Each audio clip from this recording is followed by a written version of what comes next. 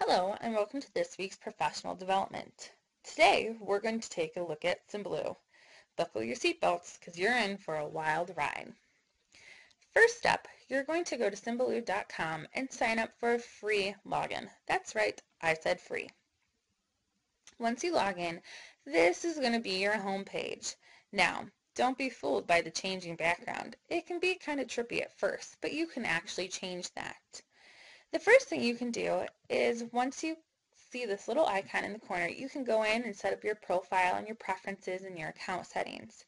This might be very important because if you're not careful, you might leave your web page open and you don't want that. So I prefer to start with Google. I don't need to remember my last search. I'm always going to clear my last search, and I want my symbaloo links to open in a new screen. So you're going to save whatever settings that you prefer, and then you can go back to your symbaloo homepage. So I've already kind of done a little bit of tinkering with my symbaloo and gotten rid of some of the tiles that I don't want and added some that I was looking for. But in order to show you how you get rid of some, these are the steps you need to take. As a teacher or librarian, if this is your original symbaloo, you'll notice that there probably are some websites that you don't want your students browsing in. So as much as I like the Groupon emails that I get on a daily basis, I certainly don't want my students searching for Groupons during my class. So I'm going to get rid of this symbaloo. What you're going to do is you're going to click on the tile and you're going to drag it up to this remove trash can icon and you're going to drop it in. As you can see, it is gone from my home page.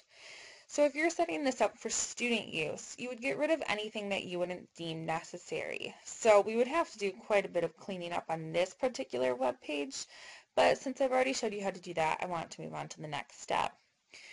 As a classroom teacher, I want to set this symbaloo up for my students to be successful.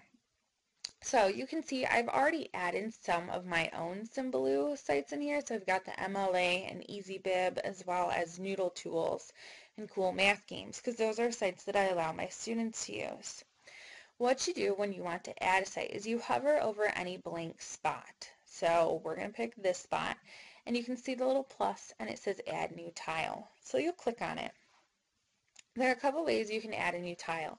You can create a tile, search a tile, or browse tiles by category. So I'm going to create a tile because I know what I'm looking for. So you will click on create. And the first thing you're going to do is you're going to have to type in the web address. Most of the time, if you have your web address, symbaloo will recognize it. However, I've run into some where it doesn't recognize it. So I'm going to come over here and I'm going to type in my website address. I'm going to actually put my school's homepage. Now, symbaloo does recognize this. As you can see, it's changed it. You can dictate over here what exactly it is. Ours is a website. And now we can name the tile. So I'm going to name this Fisher Homepage. I'm going to show the text on there so that way it pops up, and I'm going to change the color. I like pink, so that's what I will choose, and you can choose a different icon. I'm just going to pick this first computer because I don't want to search, or maybe that's a car. I can't really tell. But once you've got what you want and you're satisfied with it, you can click save. And ta-da, there it is.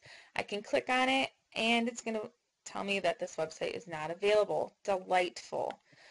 But if you would click on a different one that I made, so EasyBib, you can see that EasyBib comes up. Sometimes my school website has technical difficulties.